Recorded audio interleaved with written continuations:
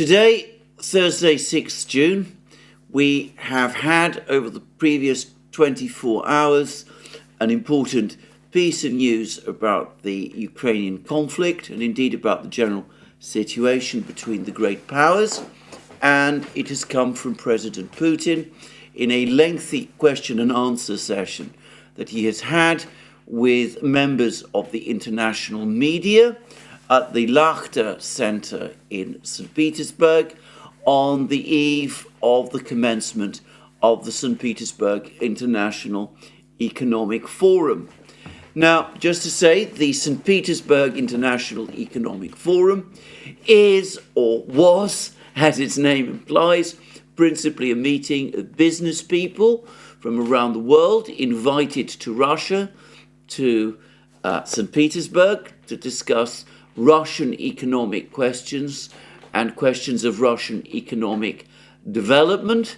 It gave an opportunity for business people to meet with each other, to agree contracts with each other, to develop trade and investment in Russia, or sometimes to attract Russian investment to their own countries, and also for these business people to meet with members of the Russian government, members of the economic team of the Russian government, who would participate in workshops, take questions, and who would explain aspects of Russian economic policy.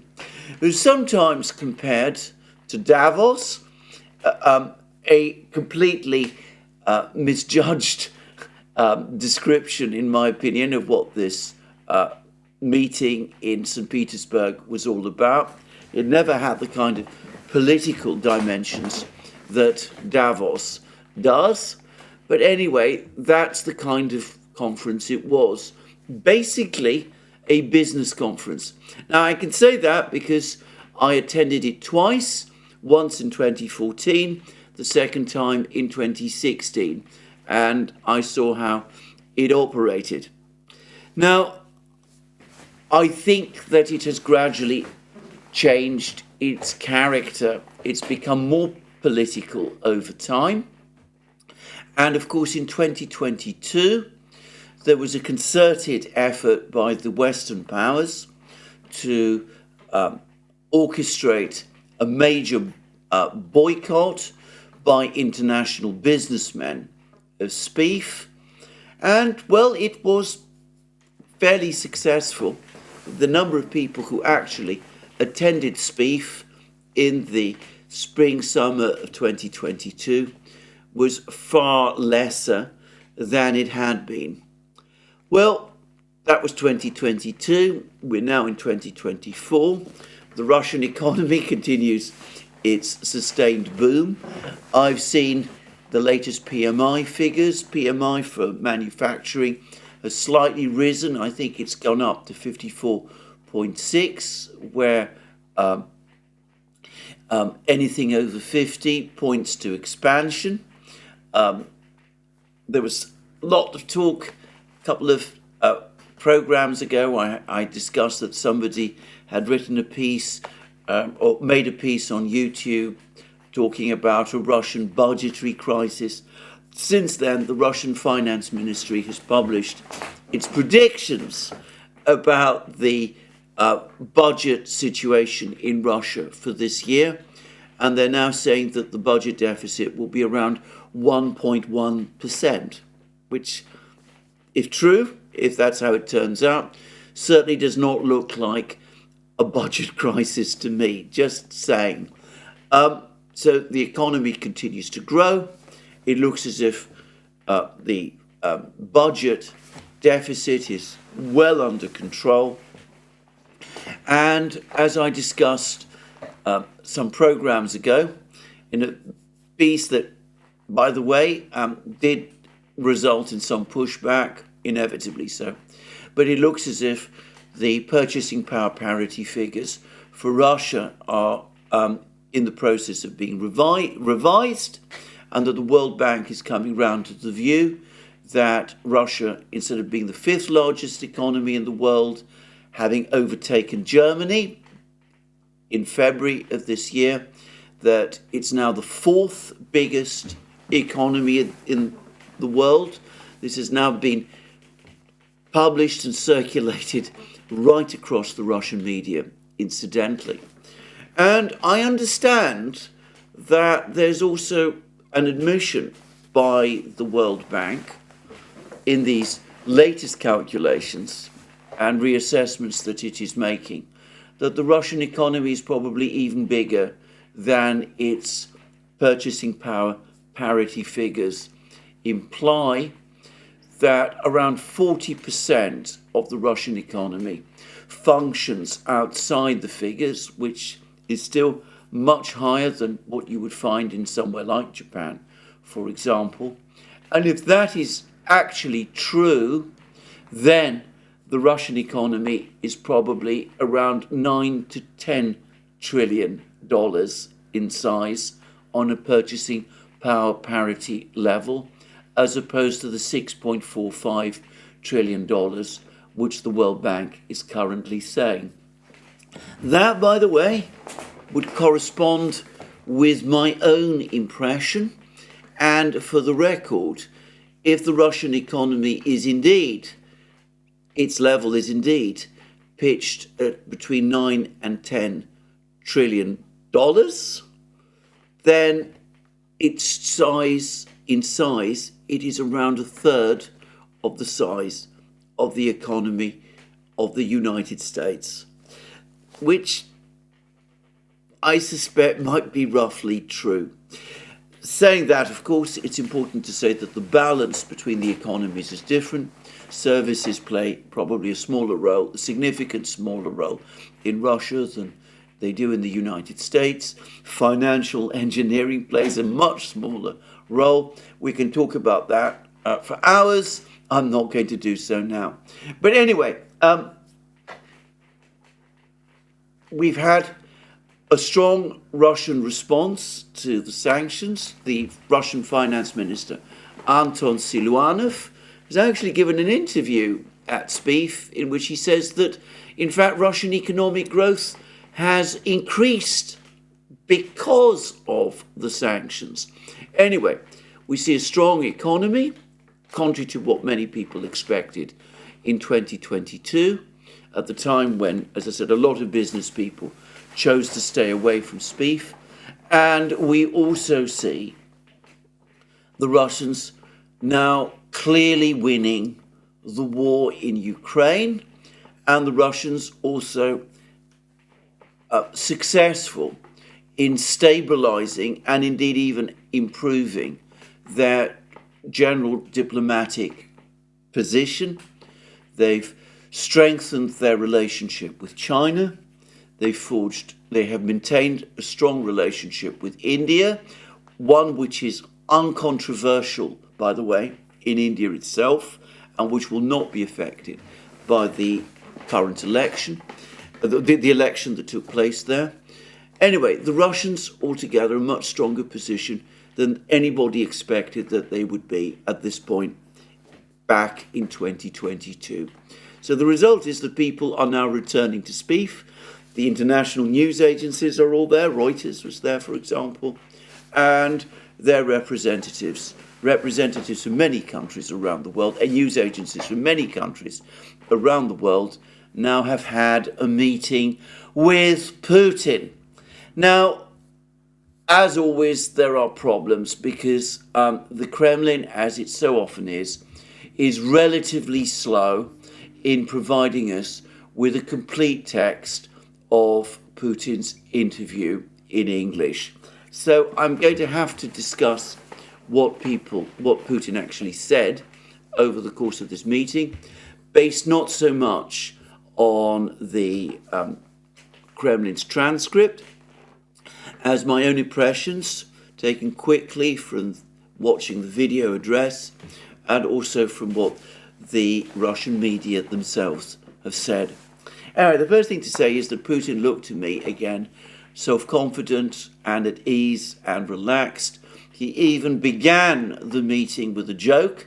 He made a joke about the fact that the Lachta Center is the jewel in Gazprom's crown, that the participants in the meeting needed to be very careful if Alexei Miller, the CEO of Gazprom, invited them on a tour, because if they agreed and joined him in that tour, he was so proud of the building that the tour would be interminable and it might be difficult for them to escape.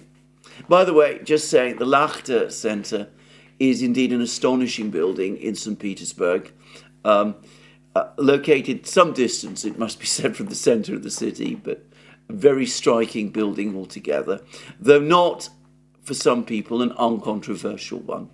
Anyway, so he started the meeting with a joke, but he was quick to get into all kinds of discussions about all sorts of topics, answering, as always, questions fully and thoroughly, prepared to engage in lectures.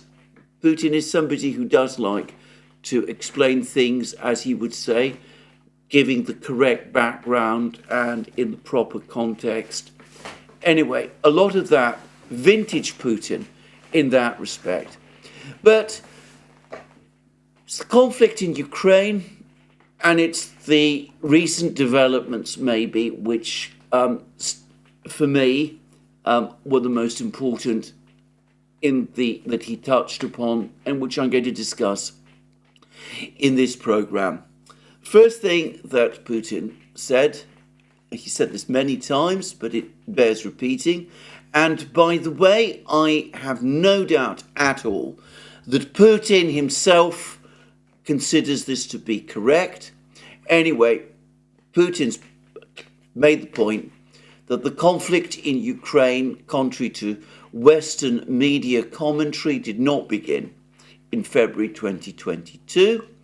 It began in February 2014 with the seizure of power by the Maidan movement, what he calls the coup d'etat, which overthrew the previous constitutionally elected president, Viktor Yanukovych, who is, by the way, now in exile in Russia. That, for Putin, was the starting point of the political crisis, of the crisis in Ukraine. Everything that has happened since has come inexorably from that starting point. The second point that Putin made was, again, he repeated that the Russians have gone out of their way. They've tried repeatedly to find compromises, to negotiate settlements, Minsk Agreement, the Istanbul Agreement, all of those things, and that the reason that the crisis has deteriorated and got worse, and why we are now in a war, is not because of any unwillingness to seek compromise from the Russian side, but because Ukraine, backed by the Western powers, has insisted on pursuing its maximalist objectives, and the Western powers, pursuing their own agendas, have facilitated this. And then Putin discussed at some length the current state of the war. He spoke about the terrible losses that Ukraine is suffering. He said that Ukrainian losses are 5 times greater than Russian losses. He said that the current mobilization in Ukraine is only just replacing the losses that Ukraine's army is suffering. He said that Ukraine is able to enlist, recruit, mobilize around 30,000 people a month, which, as I said, just replaces combat losses. In fact, if you track claims from the Russian Defense Ministry, current Ukrainian losses are more than 30,000 a month. The Russian Defense Ministry says that Ukrainian losses in May came to 35,000. So it's not, if you follow Putin's claims, 30,000 men a month that Ukraine is said to be enlisting is not sufficient to make up for Ukraine's existing losses. And of course, the further point is that the people that Ukraine is now mobilizing to replace those who have been lost are less willing, less motivated, they're getting less training. In other words, slowly, step by step, month by month, the quality, the standard of the Ukrainian army is degrading. And even though Putin did not mention this fact either, with every month, by contrast, the standard, the quality of the Russian army is increasing. Not only is it becoming much bigger, and not only are the troops that are being recruited being given level of training that Ukraine does not have the means to provide, but they're being equipped with ever larger quantities of ever more weapons. Brian Beletic, by the way, has done on the new Atlas an absolutely outstanding video discussing the scale of Russian weapons production at this particular time. The fact that Russia is producing 4.5 million shells a year at this time, that this is swamping the military assistance that the Western powers are giving to Ukraine, and is, of course, strengthening the Russian army all the time. Anyway, the Russian military is getting stronger. It's becoming much more experienced. It's becoming much more battle-hardened. The officers are now experienced in war in ways that they were not back in February 2022. They know what to do on the battlefield to an extent that they previously did not know. And so the Russian army is getting bigger, it's getting better armed, it's getting stronger on the battlefield, even as with every day, every week, every month of fighting, Ukraine's army grows weaker. So Putin did not dwell on that, but he did talk about the losses, and he did talk about Ukraine's mobilization. And then Putin also talked at length about the mobilization process itself, and very interestingly, he linked it with the question of President Zelensky's legitimacy, or as Putin would say, lack of it. And it is absolutely clear that President Putin himself no longer considers President Zelensky to be the legitimate leader of Ukraine. As I said, I am not going to give a definitive, authoritative view on this question about whether Zelensky's decision to cancel the elections and to remain in office beyond his term is somehow justified on the basis of the fact that he has himself enacted another martial law, another extension of martial law, one which has been ratified by the Ukrainian parliament. It's not for me to say whether that is unconstitutional or not.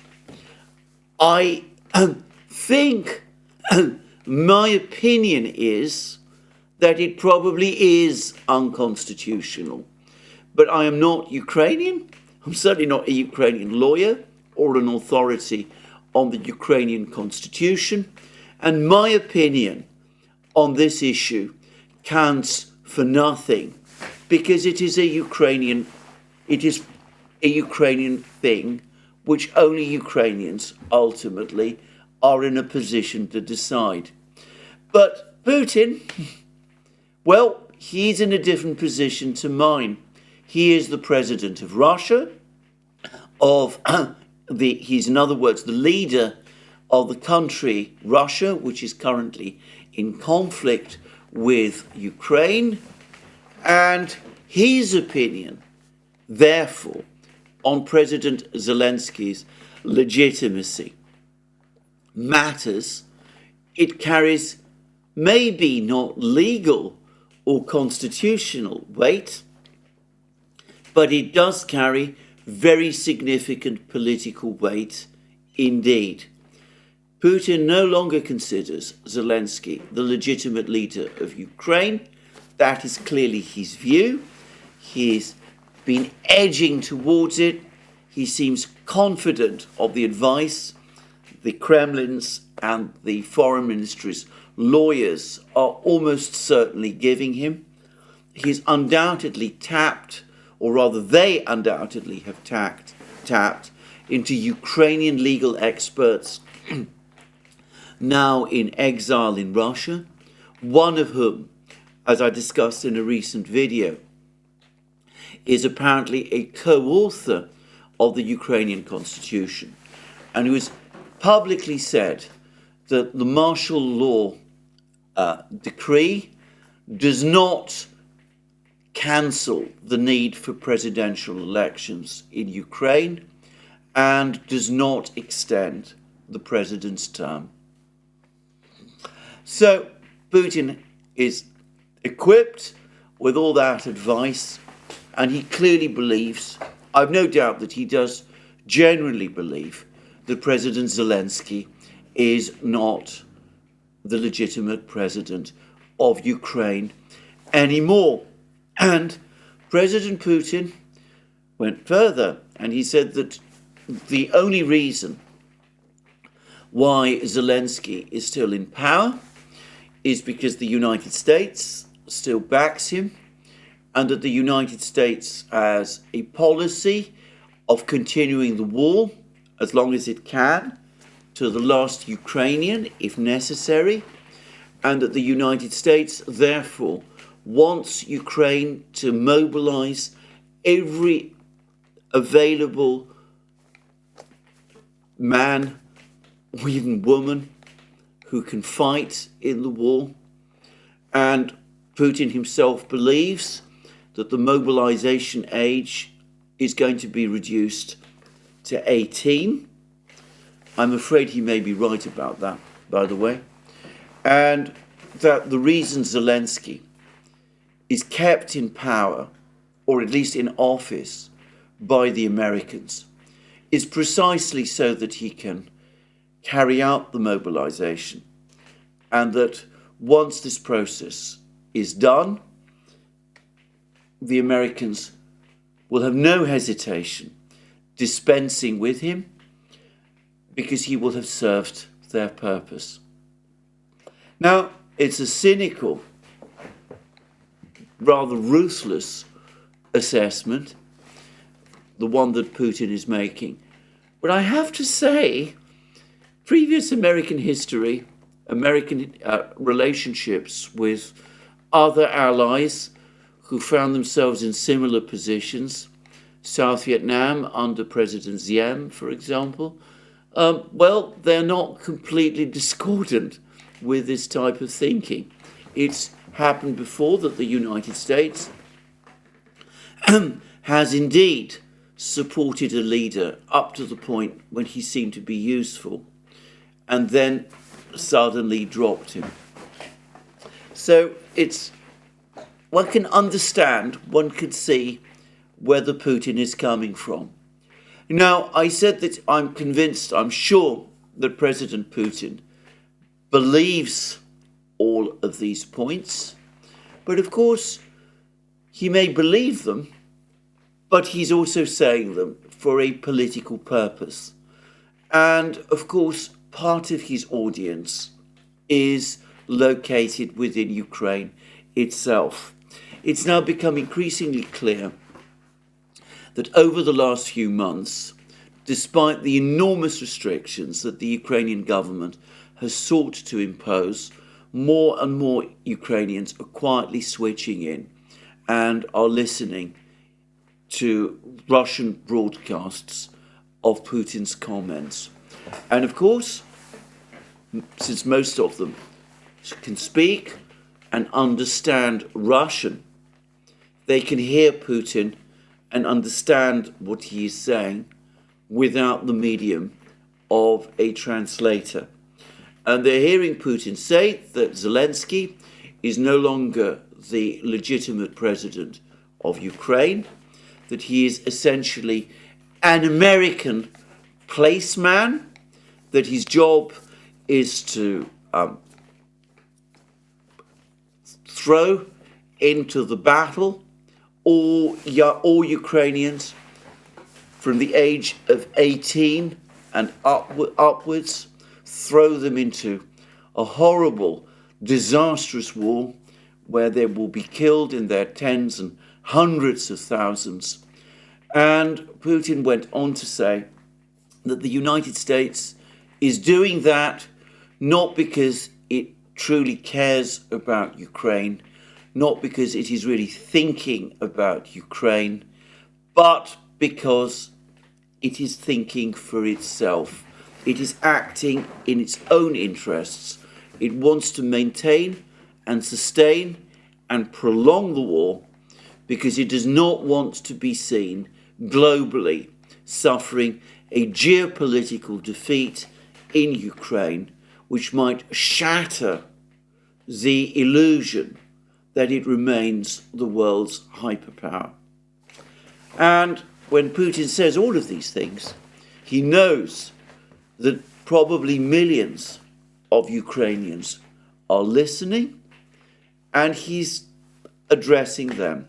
He's telling them, the Americans are using you.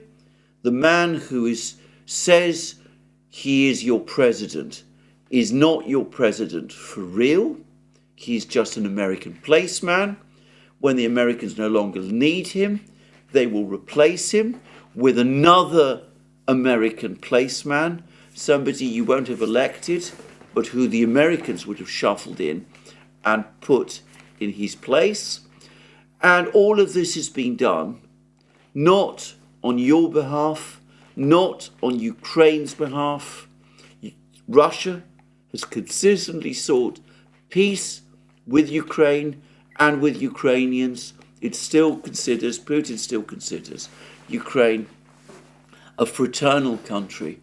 It's been done in order to serve the interests of the United States, which have become reduced now, essentially, to issues of prestige. And on that point, by the way, on the last point, I'd say that he's not wholly wrong. I've been reading more and more comments now in the Western and US media and European and Western media, and it's become increasingly clear to me that to an enormous extent, this is a war now about protecting American and Western prestige. Boris Johnson has said as much. He's actually said, he blurted out, probably he didn't intend to do it, but he blurted out that the reason the West must win in Ukraine is because if it fails to do so, that might shatter Western hegemony, the position of Western hegemony. And, well, there was an article, for example, I've just been reading an article in a publication called, it might be a blog for all I know, called American Greatness by a gentleman called Tadeusz Makota. I'm not going to pretend I know who this person is. But anyway, we read that the war in Ukraine remains one that the United States must in some form win, because if it doesn't, if Russia must be defeated, because if it doesn't, well, if that might weaken American prestige in some way, NATO prestige in some way, and that might be an invitation to further aggression from the Russians and from others further down the line. It contains, for example, words like this. In response to an earlier instance of Russian aggression, this is a reference, by the way, to the 1961 Berlin crisis, President John F. Kennedy warned, if there is one path above all others to war, it is the path of weakness and disunity. And Mr. Makoto then goes on to say, today it is a warning that must not go unheeded by NATO as the alliance's hairline cracks within its unity over how to defend Ukraine, and the Russian aggressor threatens to widen the war between its current boundaries and conventional weaponry. It claimed, the last part of that claim, by the way, having no basis in anything any Russian official has ever said. Just saying. But anyway, so it's when Putin says to Ukrainians, this is a war being fought now, not in your interests, but to preserve US credibility. Well, there's commentaries, there's articles appearing in all sorts of places, comments by Western officials even, which effectively now, to a great extent, bear him out. So, I suspect that these words of Putin's are going to gain some traction in Ukraine. How much? Very, very difficult for me to say. Proper opinion polling in Ukraine, in my opinion, no longer exists anymore. As a recent article, I believe it was in BNE Intelligence, pointed out, if in Ukraine you can be arrested if you say things which the Ukrainian authorities might see as giving support to Russian aggression. And the Ukrainian authorities apparently now monitor telephone calls, and in Ukraine most opinion polls are carried out over the telephone. So, just saying. So, anyway, very interesting series of comments from Putin. But inevitably and inexorably, he was brought rather to the question of the green light the Western powers have given to Ukraine to use Western weapons in cross-border strikes against Ukraine. And here, Putin, in effect, confirmed what I suspected would be part of the Russian reaction.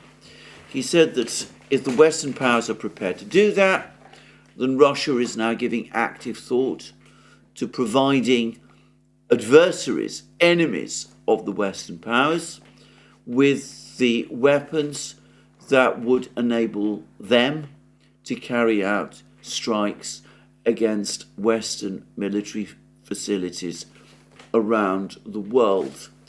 I said that the Russians would probably see their way towards carrying out strikes against Western military facilities, but that they would do so through proxies, or allies if you prefer.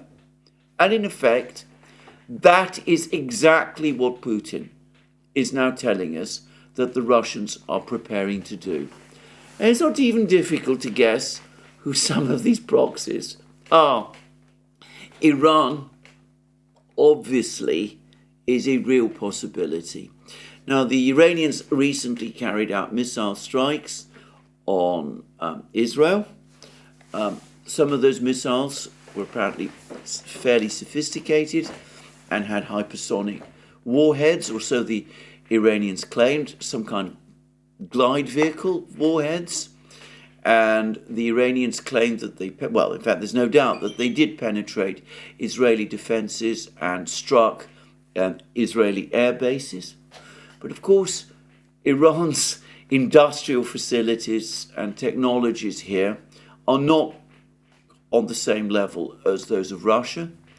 And it's not difficult to imagine, in light of what Putin has just said, that Iran could soon be the recipient of, say, Kinjal hypersonic missiles or Zircon hypersonic cruise missiles, weapon systems that it could use to target US Navy carriers or launch strikes against Israel itself, and for which there is no real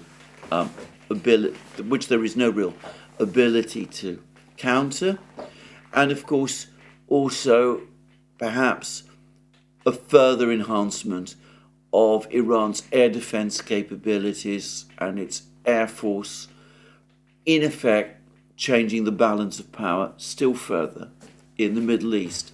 And I would have thought that that is a real possibility. The Russians have, until very recently, exercised great restraint about the type of weapons systems that they were prepared to supply to Iran. I can remember how only a few years ago, some years ago, the Russian Deputy Defense Minister, Alexander Fomin, assured the Israelis that the Russians would not supply offensive weapons like Sukhoi 35 fighter jets and Iskander ballistic missiles to Iran. Well, they are apparently now preparing to supply Iran with Sukhoi 35 fighter jets, and based on what Putin has said, it looks like they're going to go well beyond that soon, and they will be supplying more advanced weapons to Iran still. And of course that's Iran, in some ways, a known quantity in the Middle East, though a dangerous one for the Western powers and for Israel too. But what about North Korea? Now, North Korea has very large armed forces. It's producing increasing quantities of increasingly sophisticated weapons. It's shown models, they might just be models for all I know, of various types of drones. They might be real, they might be mock-ups. It's never easy to say with North Korea. And one problem North Korea does undoubtedly have, however, is that it doesn't have advanced fighter jets of the kind that South Korea does. Now, there are sanctions, UN sanctions, prohibiting the supply of weapons to North Korea. But Russia could provide all kinds of technologies and plans under the table to the North Koreans. It might help the North Koreans set up factories. One might start to see all kinds of much more advanced North Korean fighters starting to appear. And of course, the Russians can assist the North Koreans further with their satellite surveillance, keeping track of American aircraft carriers, and they can also perhaps provide the North Koreans with more hypersonic missile technology. I think we are going to see a lot more of this going forward around the world, and one could come up with all kinds of other places where Russian weapons or Russian military technologies might not now start to appear in ever greater quantities. Cuba, who's to say? I am not going to try and speculate or guess further about that sort of thing. And it seems to me that the more parties like this have these kind of weapons, the greater the prospect that they will one day be used. Now, I do not look upon this proliferation of advanced weapons of this kind with any joy at all. On the contrary, I think it is going to make the whole situation in the international system even more volatile and dangerous than it already is.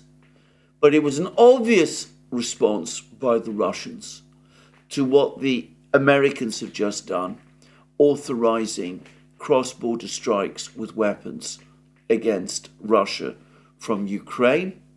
And it is completely unsurprising that the Russians have lifted their own previously self-imposed restrictions that they self-imposed in an effort to maintain global stability. It is completely unsurprising that the Russians are heading in that direction in response. Now, Putin has said absolutely nothing about the other potential Russian response that I've discussed, which is the potential jamming by the Russians of American drones over the Black Sea. And not just drones, by the way, but AWACS aircraft and other such things. Maybe not just in the Black Sea, maybe in Europe as well. Who's to say? But I would not be surprised if the Russians start doing that, and perhaps based on the eccentric movements of some American drones, which I discussed in my program yesterday, maybe that is already starting to happen. Let me make a quick further point. It is the United States that has bases all around the world. It is the United States that maintains a presence all around the world. Global proliferation of advanced weapon systems, therefore, is inherently disadvantageous to the United States. It increases, potentially, the insecurity of American bases in all sorts of places. It causes the Americans to worry about the security of their forces, including their naval forces, in places where up to now they have probably felt that those forces were secure. We have seen from the crisis in the Middle East that there are plenty of people who, if they could, would indeed conduct strikes against the United States. The Houthis in Yemen have recently been claiming that they carried out a successful strike on the US Navy carrier, the USS Eisenhower. There's no confirmation from that from the United States. I have no knowledge whether or not that is true. It could be that the Houthis are making it all up. But just imagine what might have happened if the Houthis, for example, had in their possession the kind of technologies that the Russians might now be prepared to supply. Once again, the Americans took a step, very dangerous step, which is not going to play out to their long-term or even their medium-term advantage. And, well, all of this, these are responses the Russians are making to the existing escalation that the Americans have conducted. Of course, if things go beyond that, if we start seeing cruise missiles being launched against Russian territory from Ukraine, ATACMS and Storm Shadows and such things, well, Putin has already made that a red line. He's already spoken about Russia reserving the right to strike back against the countries that not only supply, but which are directly involved in those attacks. And I noticed that over the course of this meeting with the representatives of the world media, he was careful to repeat that the Russians reserve that right still. Now, in a recent program that we have done on the Duran, and which I suspect will be up fairly soon, Alex Christoforou and I had a lengthy discussion about the current situation, and we have both taken note of the fact that there seems to be a great deal of discussion currently among some people in the West about trying to find some kind of means to agree some kind of negotiation with the Russians. It could be, it just might be, that President Biden's recent comment about him not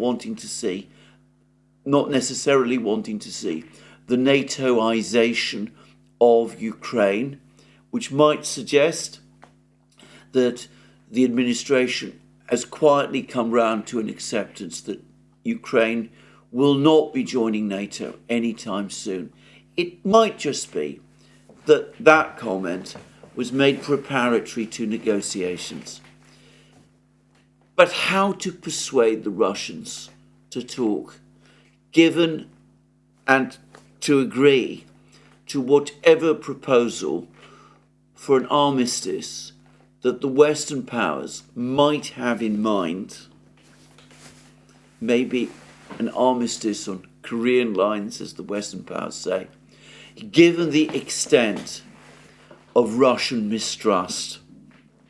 Well, I wouldn't myself put it past some of the people in the White House, Jake Sullivan, Tony Blinken, and others, to say to themselves that maybe the way is to escalate this crisis to such a point when the Russians feel that they have no option but to take strong measures against the Western powers that will catapult us into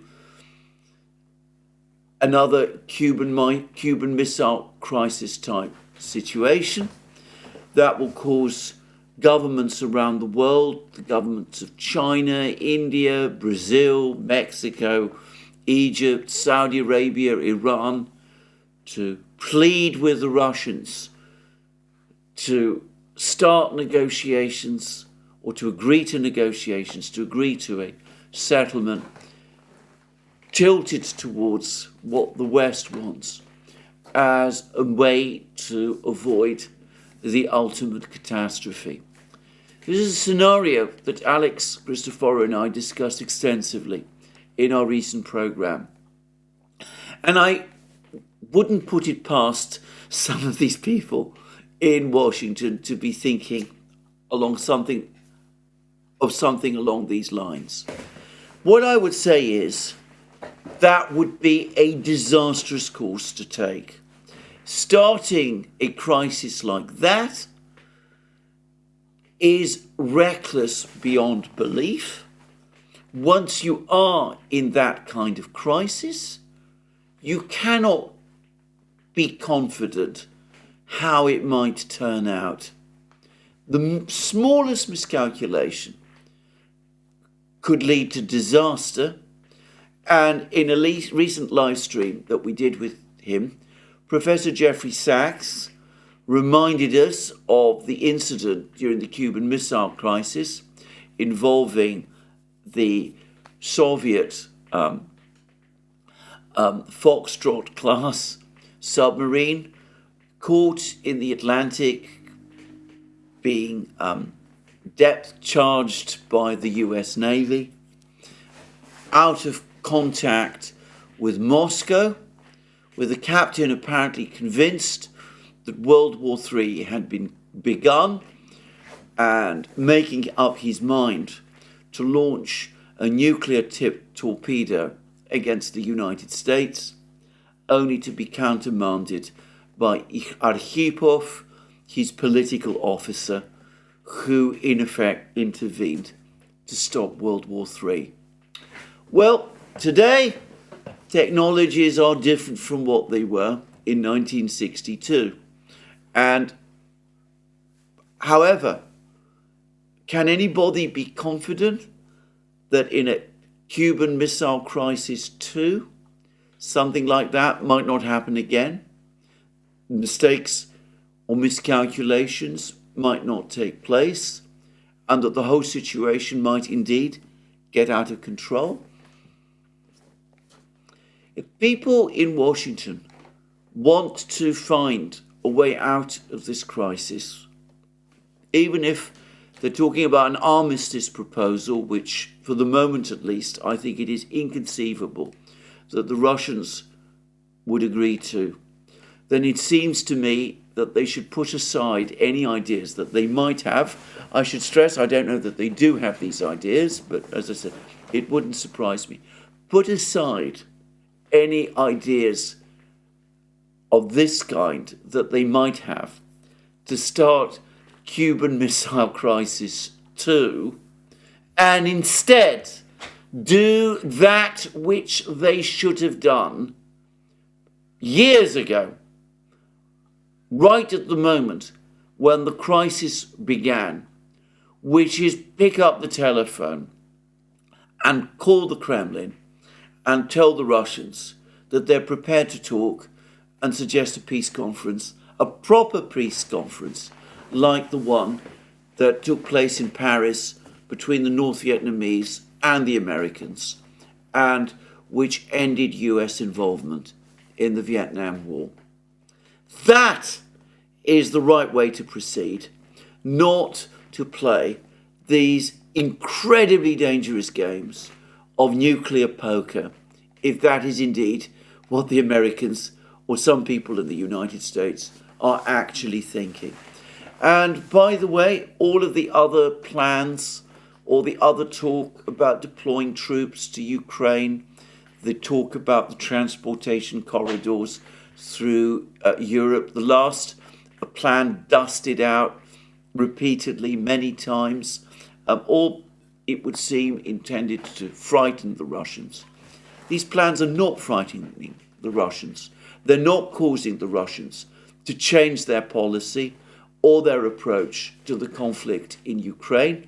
They're, on the contrary, hardening Russian attitudes, convincing the Russians that Ukraine is indeed a mortal danger to themselves for so long as it remains aligned with the West, and therefore making the Russians even more determined to see the war through to a victorious end. So put aside all of that, put aside all the dangers and risks and gambles, and focus instead on the only responsible way out of this crisis, which is through negotiations. Now, on the topic of negotiations, I'm going to revert briefly to the extraordinary saga of the Swiss conference, the peace conference in Lucerne. And Alex and I, on the Duran, have had a discussion about this. And I think that Alex Christoforou has come up with what is almost certainly the real explanation for Ukraine, for Zelensky's massive personal investment in this peace conference, and his extreme reaction to an irrational reaction to its looming failure. Now, I've already said that President Putin now no longer accepts President Zelensky's legitimacy as president of Ukraine.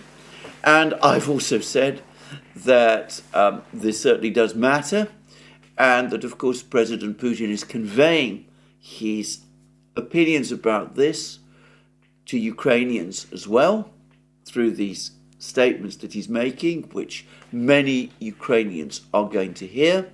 And it is indeed the case that there have been criticisms of President Zelensky, mounting criticisms in Ukraine, including from within the political system, that there are criticisms that his behavior is becoming increasingly unstable and volatile, and that he's losing control and making increasingly irrational and delusional decisions, and basically that Ukraine would be better off with another leader. And there have even been reports, there were reports a little while back, that the United States has been quietly taking soundings of potential alternatives to Zelensky, like former President Poroshenko, Mayor of Kiev, Klitschko, and of course General Zaluzhny, the former military chief. Anyway, that's a well-established fact that, as I said, there are criticisms of Zelensky, and there are questions over Zelensky's legitimacy, and it is not only Putin, but some people in Ukraine who are asking questions about it. Well, it does seem, and I think Alex on this is absolutely right, it does seem, in light of this, that Zelensky himself increasingly insecure about his position, has been looking to this peace conference to stabilize his position in Ukraine. Had it indeed been the case that the top leaders of the world, apart from obviously Putin himself, but the other top leaders, Biden, Xi Jinping, Modi, Lula, MBS, whoever, had all come to Lucerne and attended this peace conference, and had Zelensky been there, no doubt as the star of the show, well, he would have been able to produce pictures of himself, show them to the Ukrainian people, and convince them that indeed, whatever doubts there might be about the constitutional mechanisms whereby he is still in power, the reality is that the world still accepts him as president of Ukraine.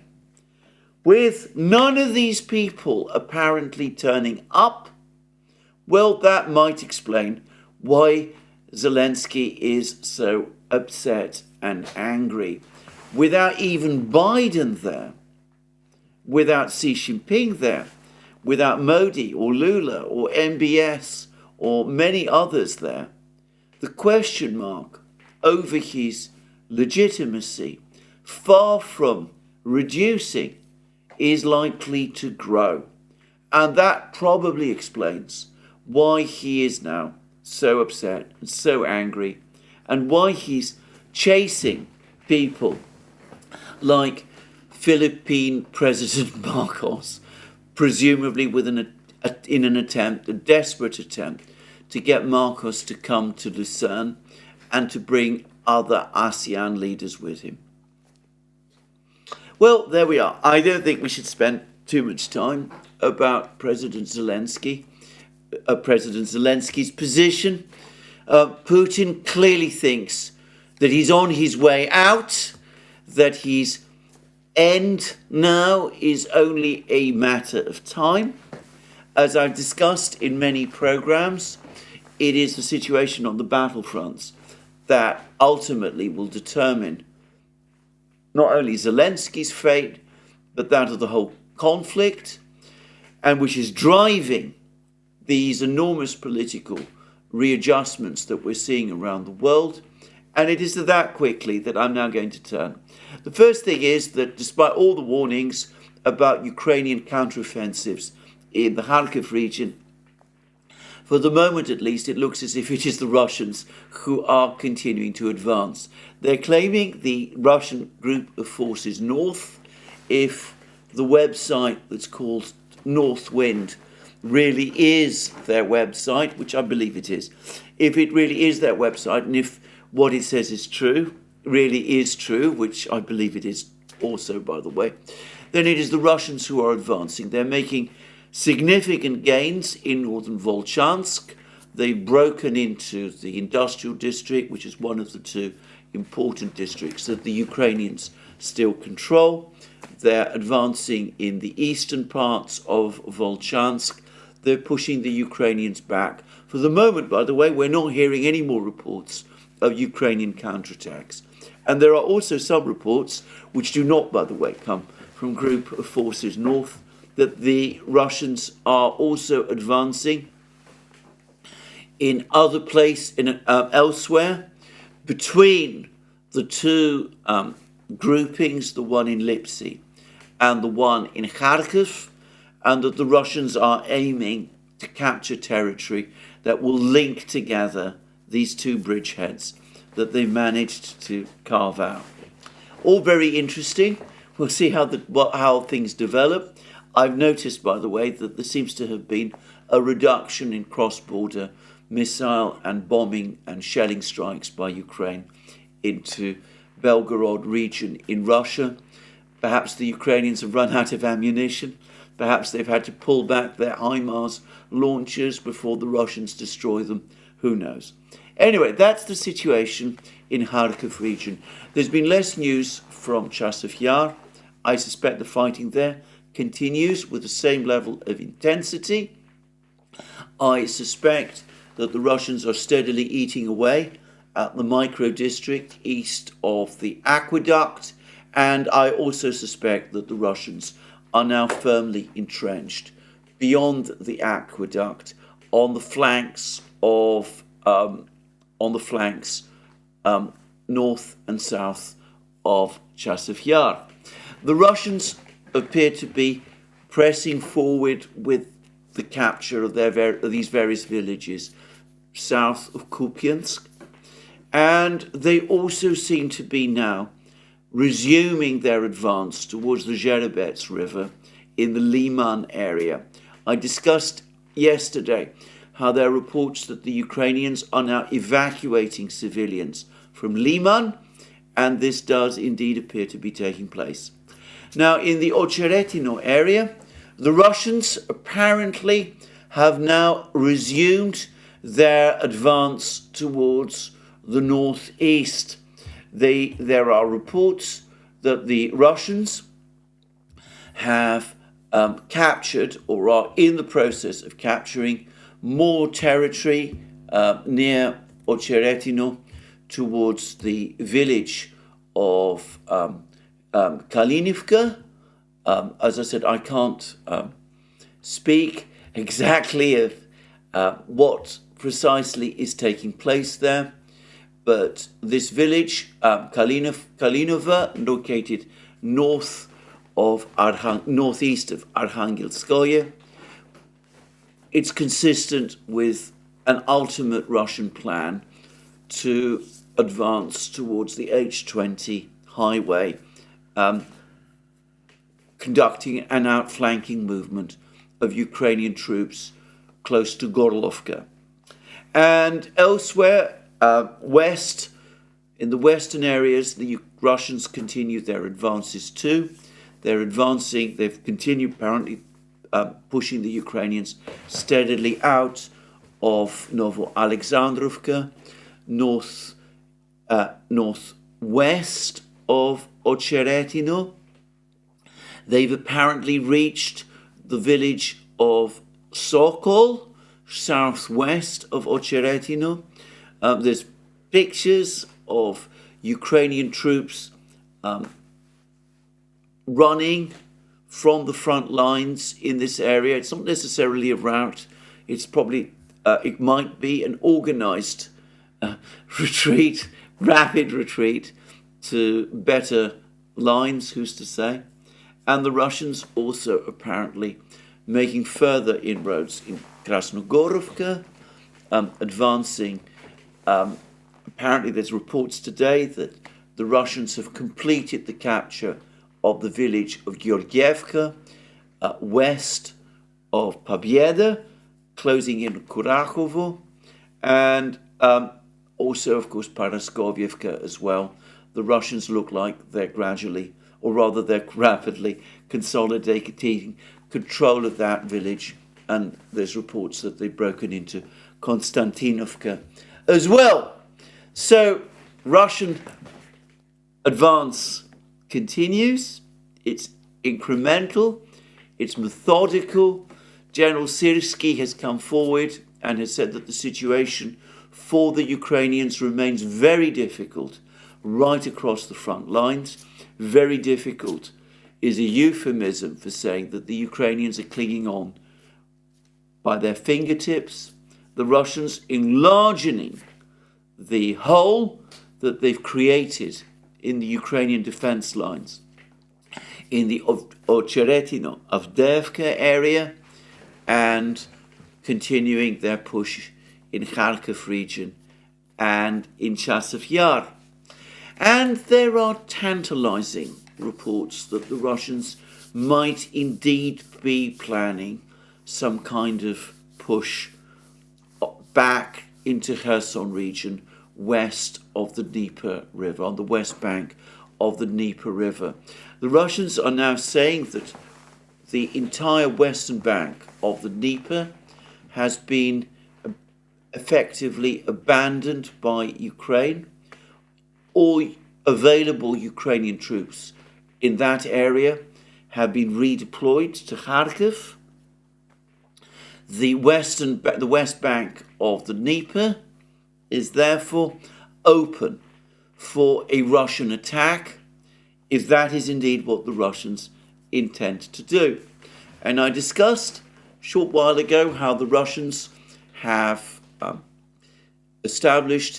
have been rehearsing bridge laying with big pontoon, PMP pontoon bridges. It might be the case that they're planning some kind of return in force to the west bank of the Dnieper, to Kherson city. Who's to say? Anyway, a very bad military situation. Ukraine continuing to be ground down. The Russians still playing their game of aggressive attrition and still moving the checkers pieces across the board. But we can all see that events are getting worse for Ukraine. There's been an article apparently in Foreign Affairs, I haven't read it yet, which actually discusses how Ukraine might continue resistance even after the fall of Kiev, which might be a sign of American thinking and of the shape of things to come. Well, who's to know? But anyway, that is the situation on the battlefronts. But Putin has spoken. He's given us a clear insight as to what he thinks and how things prepared are going to go. And it looks as if the crisis might become global, but that Putin himself remains confident and believes that things are going according to his plan. Well, a slightly shorter video today, but this is where I finish today. More from me soon. Let me remind you again that you can find all our programs on our various platforms, Locals, Rumble and X. More from me soon. Have a very good day.